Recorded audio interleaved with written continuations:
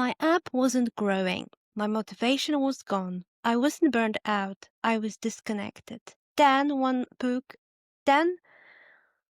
user calls changed everything. This episode is about finding clarity when you're ready to walk away. Today I'm sharing something that happened just a few weeks ago, a period of silence that felt very different from the intentional solitude we've been exploring throughout this podcast. This was the silence of doubt, of disconnection, of genuinely not knowing whether to keep building or walk away. And then, through 9 conversations and one pivotal book, everything shifted. This episode is about the moment when you're not sure if your product is broken, if your vision matters, or if you simply reached the end. It's about what happens when you stop talking and start listening. So grab your coffee, get comfortable, and let's talk about finding clarity in the quiet.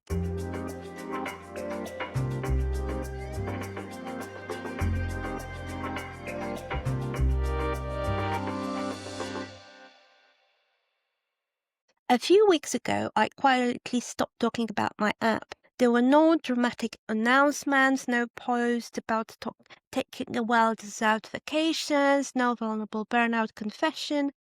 I just went silent. But the silence wasn't restful. It wasn't the chosen solitude I'd been building an app to celebrate. It was filled with doubt that felt heavier every day. After months of consistent work and public building, I wasn't seeing the traction I'd hoped for. News weren't joining at the rate I expected. Engagement with existing users felt like it was slowly fading rather than building momentum. I wasn't sure what was broken or if anything was actually broken at all. For the first time since starting this venture, I genuinely questioned whether the app was working, whether the mission still mattered, or whether I had simply reached out to the end of the road with this particular idea. The temptation to give up was incredibly real. I found myself researching pivot strategies, considering whether I should shift to a completely different product, or even contemplating walking away from entrepreneurship entirely and getting what my family would call a real job. But something inside me hesitated. It wasn't that I desperately wanted to quit. It was that I didn't know what I was building anymore, or more accurately, who I was building it for.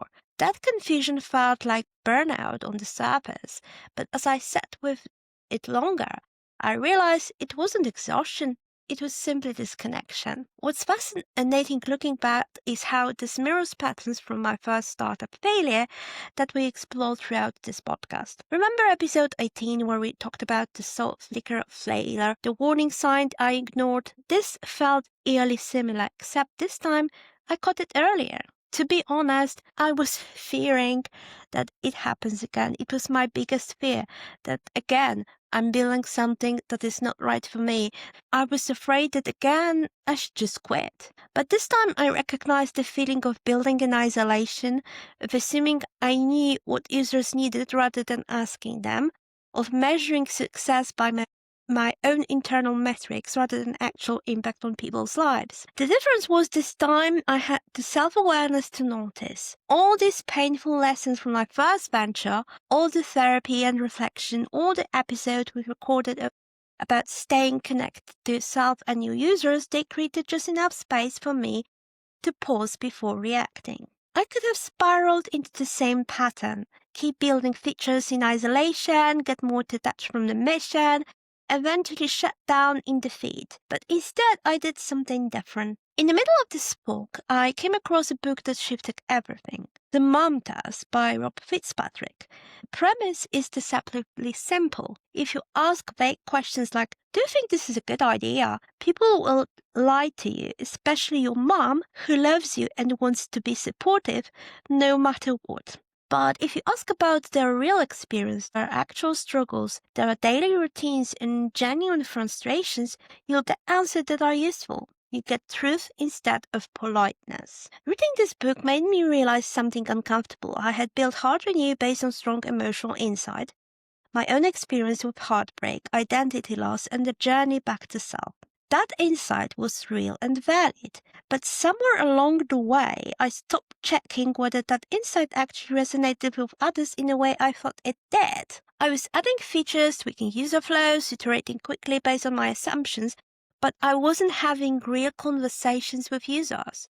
I wasn't asking about their actual lives. I definitely wasn't asking the kinds of direct, specific questions even my mom wouldn't be able to sugarcoat. The book made me confront an uncomfortable truth. I was belonging in an echo chamber of one, my own voice bouncing back at me, mistaken for user validation. So, in a way, I was kind of doing what I was actually telling others not to do, and I was doing it because perhaps I was afraid, and perhaps I haven't had the right tools at that time. I didn't know how to ask the right questions. So I made a decision that felt both simple and terrifying. I would reach out to non-users and set up real conversations. No script trying to lead them towards confirming my assumptions. No product demos showing them what I wanted them to appreciate. No hidden agenda to validate my existing roadmap.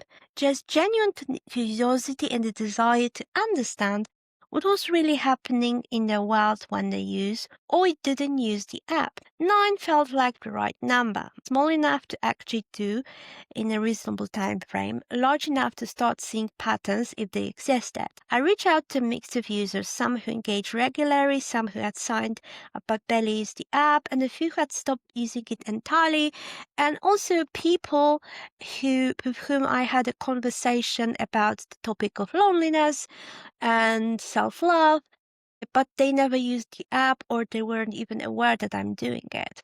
So I wanted to have the real conversation about their problems. The responses were immediate and honestly surprising. Almost everyone said yes. People wanted to talk. They had things to share. I'd been so focused on building in isolation that I'd forgotten the most basic truth about product development. Users generally want to help if you ask sincerely. What I had on those calls completely changed my understanding of what I was building and why it mattered, or didn't matter yet, to the people using it. No one talked about traditional pain points in the way I expected. They didn't request more features or complain about missing functionality.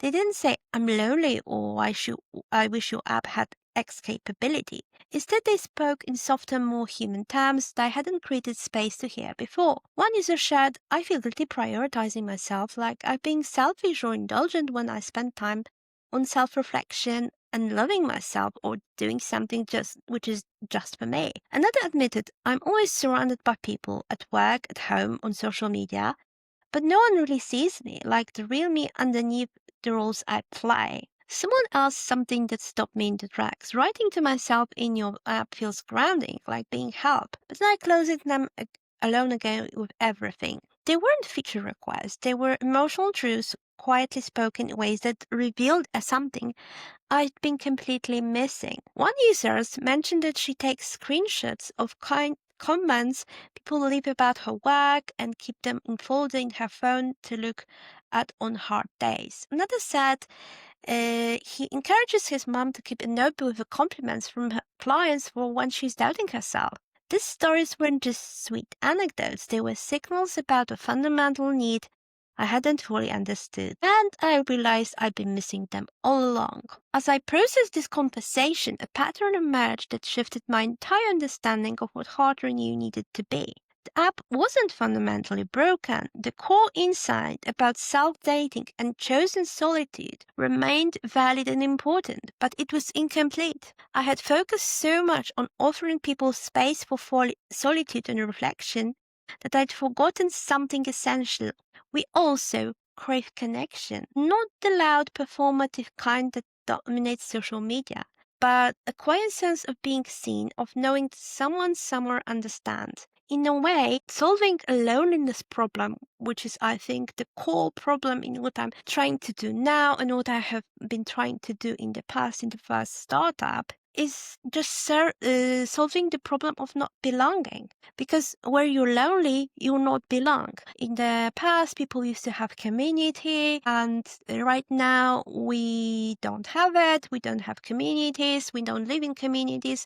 So if I don't have a community, at least I can love myself. So up until this point, the app had been centered entirely around self-love, encouraging users to reconnect with themselves through writing, prompts, and mindful rituals. But these interviews helped me see a subtle, powerful distinction.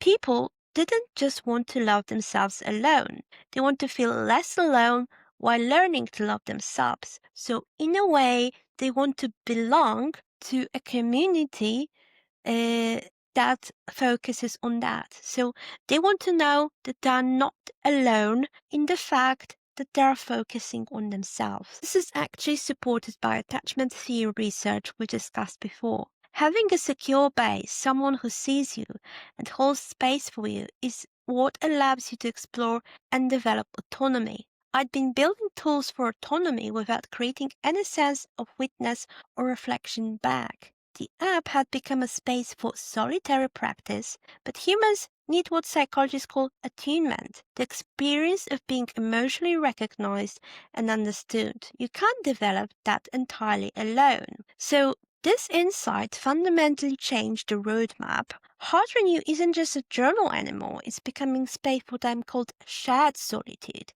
Reflection with a subtle sense of being reflected back. So we're now building features that create gentle, non-intrusive connection. Something maybe like a collective rituals that users can participate in silently at the same time, like group journaling hours where you know others are also writing, even though you're in your own private space, anonymous shared reflections, ways to see that others have wrestled with similar feelings without the pressure of direct social interaction or performative positivity. Soft signals that let you know you're not alone, subtle indicators that other people are also showing up for themselves right now, creating a sense of companionship without demands. These aren't designed to drive traditional engagement metrics or create sticky loops that keep people scrolling.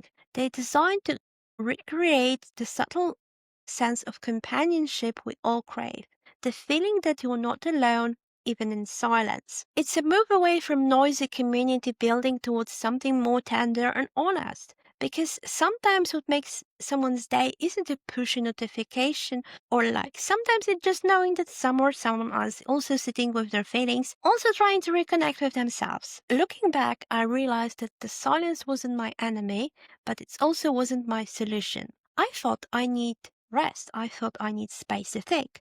But what I really need was to reconnect with my users first, and through that connection with the deeper reason I started building in the first place. The mom test didn't just teach me how to ask better questions. It taught me to listen differently, to stop looking for validation of my existing ideas and start seeking genuine understanding of what people actually experience, to trade my assumptions for empathy earned through real conversation. It taught me to let go of the idea that building in isolation would somehow protect me from failure or criticism. It doesn't. It just makes the failure harder to see until it's too late. This is one of the core tensions in building any product, but especially one related to emotional wellness. You have to balance your vision with actual using it. Your insight about what matters is important. It's what gives you conviction and direction. But you can't fall so in love with your own vision that you stop checking whether it matches what people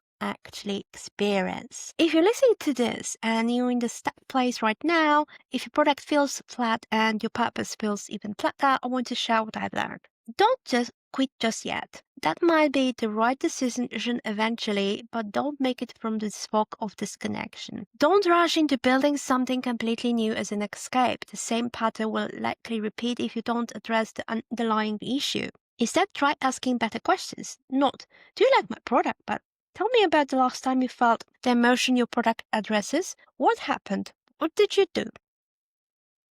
Listen for what people really need, not what they think they're supposed to say. The truth usually comes out in stories and specific examples, not in abstract statements about features. The answers might not come immediately. You might need to talk to 10 or 20 people before patterns emerge, but they will come, and when they do, they point towards a version of your work that feels more alive, more useful, and more true. This experience taught me something profound about the founder journey that connects to everything we explored in this podcast and previous episodes. Building a startup is fundamentally about staying connected to yourself, to your users, to your why.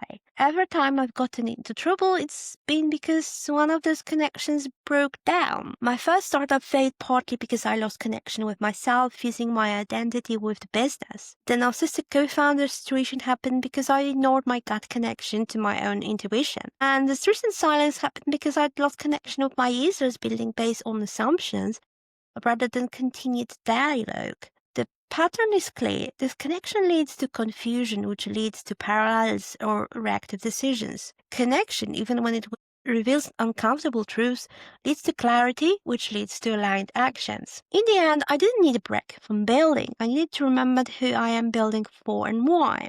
I'm not building for metrics that impress investors. I'm not building for a future acquisition or to prove something about my capabilities. I'm building for real people with real needs and quiet desire they don't always know how to articulate. People who feel guilty prioritizing themselves, people who are surrounded by others but still feel unseen, people who want to reconnect with who they are beneath all the roles they play. That's the work, that's the mission, and when I reconnect with the truth, everything else, the features, the roadmap, the business model starts to clarify.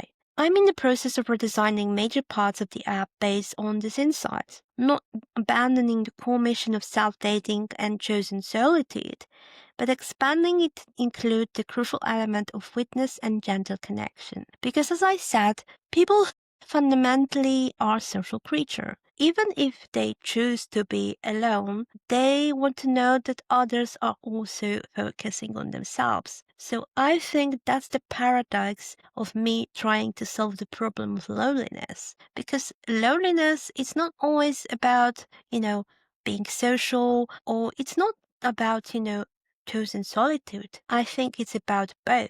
This will take time to build properly, but I'm not rushing to ship features just to prove I'm still working. I'm taking the time to design experience that genuinely serves this deeper need for shared solitude. And I'm committed to ongoing conversations with users, not just when I'm stuck, but as a regular practice, making space to listen, to understand, to check my assumptions against lived reality.